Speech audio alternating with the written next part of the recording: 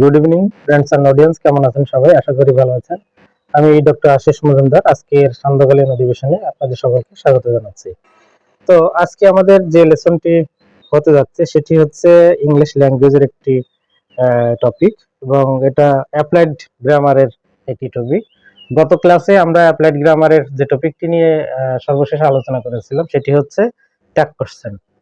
আমি বলেছিলাম এটি হচ্ছে সবথেকে মজাদার একটি টপিক ইংলিশ গ্রামারের মধ্যে, এবং অনেকে ভাবেন যে আসলে এটি খুব সোজা, করেও অনেক মজা, কিন্তু আসলে কি তাই?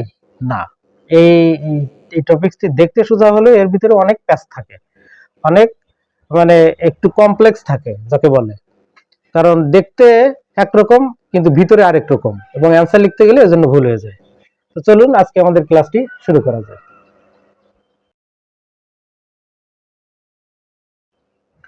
তো গত ক্লাসে আমরা করেছিলাম, আমি কি বলেছিলাম যে ট্যাগ কোশ্চেন এই টপিকটি আমি সহজে সুন্দরভাবে বোঝানোর জন্য আমি এটাকে দুটি ক্যাটাগরিতে ভাগ করেছি।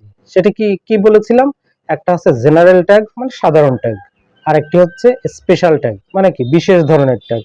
জেনারেল ট্যাগটা কি হয়? জেনারেল ট্যাগটা যে কেউ দেখলে জেনারেলি এটাকে আইডেন্টিফাই করতে পারে, অ্যান্সারটি সহজেই বুঝে লিখতে পারে। কিন্তু যখন স্পেশাল ট্যাগ হবে বা বিশেষ ধরনের ট্যাগ, তখন একটা বিশেষ রুলকে ফলো করবে। ওই রুলটি যদি আপনার জানা না থাকে, ওটা করতে গেলে ভুল হয়ে যাবে, এবং ওইটি অ্যানালাইসিস করে আপনাকে অ্যান্সারটা তখন লিখতে হবে, নাহলে হবে না। তো জেনারেল ট্যাগের আজকে সেকেন্ড নাম্বার ক্লাসটা নিচ্ছি বা হচ্ছে, সেটি হচ্ছে কি এই জেনারেল ট্যাগের মধ্যে আরেকটু জিনিস আমরা আজকে শিখব। সেটি হচ্ছে কয়েকটি ভার্ব আছে, যে ভার্বগুলো একটু অন্যরকম, ডিফারেন্ট, যে ভার্বগুলো দেখলে চিনতে প্রথম দিকে একটু ভুল হয়। কারণ কি, ট্যাগ কোশ্চেন করতে গেলে আমাদের ভার্বটিকে বুঝতে হবে, চিনতে হবে যে কোনটি মেইন ভার্ব আর কোনটি হেল্পিং ভার্ব। এটা যদি না বুঝতে পারেন তাহলে ট্যাগ কোশ্চেন ভুল হবে বা হবে না, কারণ ট্যাগ কোশ্চেন করতে হলে হেল্পিং ভার্বের প্রয়োজন পড়ে। তো কিছু কিছু ভার্ব আছে যেগুলো হেল্পিং আবার মেইন, দুটোই একসাথে। তা কিভাবে বুঝবো যে কোনটি মানে ওই ভার্বটি কি হেল্পিং এ আছে নাকি মেইন ভার্ব হিসেবে আছে? তো আজকে সেই বিষয়ে আলোচনা করব। তো এরকম 5টি ভার্বের কথা বলবো।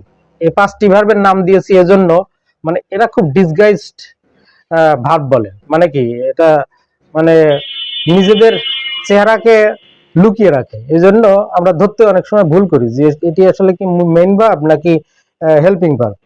তো সেই 5টি ভার্বের নাম কি? এই 5টি ভার্বের নাম দিয়েছি আমি বেয়াদব ভার্ব। কি বললাম? বেয়াদব ভার্ব। কারণ কি, এগুলো বেয়াদবি করে। কোথায় বসে? সেন্টেন্সের মধ্যে বসে। এই জন্য এগুলোর নাম দিয়েছি বেয়াদব ভার্ব। তবে এই বেয়াদব মাঝে মাঝে আবার শান্তশিষ্টও হয়। তো এই দুটো জায়গা আমাদের বুঝতে হবে যে কোথায় সে বেয়াদবি করছে আর কোথায় সে শান্ত অবস্থানে আছে। ঠিক আছে? তো এই 5টি ভার্বের নাম কি? Have, has, had, need, dare. এই 5টি কি বললাম? Have, has, had, need, dare. এই 5টি ভার্ব কোন সেন্টেন্সের ভিতরে যদি আমরা পাই, সঙ্গে সঙ্গে অ্যালার্ট হয়ে যেতে হবে যে এরা তো সাধারণত বেয়াদব। সেন্টেন্সে কিভাবে এটা বসেছে, হ্যাঁ, এটা কি বেয়াদব হিসেবে এখানে কাজ করছে নাকি শান্তশিষ্ট হয়ে কাজ করছে। যখন বুঝবো যে হেল্পিং ভার্ব হিসেবে আছে, তখন বুঝবো শান্তশিষ্ট হয়ে আছে। আর যদি বুঝি যে মেইন ভার্ব হিসেবে আছে, তাহলে বুঝবো সেটা বেয়াদব হিসেবে আছে।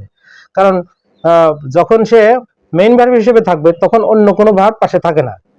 ঠিক আছে? তখন সে বেয়াদবি করার চান্সটা নেয়, ওকে কেউ দেখে না, ইচ্ছা মতো ওর মতো ব্যবহার আচরণ শুরু করে। আর যদি হেল্পিং ভার্ব হয়ে থাকে, হ্যাঁ, তাহলে হেল্পিং ভার্বটা শান্তশিষ্ট হয়, কারণ ওর পাশে আর একটা ভার্ব থাকে, সেটা হচ্ছে মেইন ভার্ব, ও ওকে শাসন করে। ওই জন্য ওই হেল্পিং ভার্বটা বেয়াদব না, ওইটা থাকে একেবারে শান্তশিষ্ট। তাহলে এই 5টি ভার্বের একটি দিয়ে শুরু করি। যদি বলে আই হ্যাভ এ কার, আমার একটা গাড়ি আছে, আই হ্যাভ আ কার, এই হ্যাভটা এটা কি মানে বেয়াদব ভার্ব নাকি শান্তশিষ্ট ভার্ব? যদি বলি যে মূল ভার্ব, তাহলে বেয়াদব। আই হ্যাভ আ কার, আমার একটা গাড়ি আছে, হ্যাভ একটা ভার্ব আছে, তাহলে এটা হেল্পিং নয়, কিন্তু এটা কিন্তু মেইন ভার্ব। মেইন ভার্ব মানেই বেয়াদব ভার্ব। তাহলে এই বেয়াদব ভার্বটাকে যদি আমরা ট্যাগ কোশ্চেন ইউজ করি, ওকে আমরা সরাসরি ইউজ করব না। কারণ কি, বেয়াদব ছেলেকে দিয়ে কখনো ভালো কাজ হয় না, ওকে কেউ ভালো কাজে নেয় না। ওকে কোনো ভালো পূজায় লাগায় না, এজন্য ওকে বাদ দেয়। তাহলে এখানে হ্যাভটাকে আমরা বাদ দিব, ওকে হেল্পিং মানে ওই ট্যাগ কোশ্চেনে ইউজ করব না। এবার ট্যাগ কোশ্চেন করতে হলে তাকে তাহলে কার কাছে যেতে হবে? হেল্প নিতে হবে কার? হেল্পিং ভার্বের। তো যেখানে মেইন ভার্ব থাকে হেল্পিং ভার্ব হিসেবে ধার করতে যেতে হবে এক জায়গাতে, সেখানে তিনজন রেডি থাকে। সেটা কি? Do, does, did. মনে রাখতে হবে ডু, ডাজ, ডিড, এই তিনজন আছে। তো এখানে আই হ্যাভ এই কার, এটার হ্যাভ হচ্ছে প্রেজেন্ট টেন্স, তাহলে আসবে হচ্ছে কি ডু অথবা ডাজ। তাহলে এখানে আছে আই হচ্ছে সাবজেক্ট, তাহলে ওইদিকে আমরা ট্যাগ কোশ্চেন লেখার সময় কি লিখবো? আই, আর তার আগে কি বসবে? ডু। তাহলে ডু দিলাম, আই দিলাম, এবং এখানে কোনো নেগেটিভ সাইন নেই বা নেগেটিভ মার্কিং নেই, এখানে এবার নেগেটিভটা ঢুকাই দিব। তাহলে কি হবে? Don't I. তাহলে কি আনসারটা হলো? আই হ্যাভ আ কার, এটার ট্যাগ কোশ্চেন হবে ডোন্ট আই। ব্যাস হয়ে গেল। এবার যদি বলে আই হ্যাভ বট আ কার, আমি একটা গাড়ি কিনেছি। আই হ্যাভ বট, দুটো আছে কিন্তু ভার্ব, হ্যাভও আছে বটও আছে। এবার ভালো করে খেয়াল করলে দেখা যাবে এই হ্যাভটা এটা কিন্তু বেয়াদব নয়, এটা হচ্ছে শান্তশিষ্ট।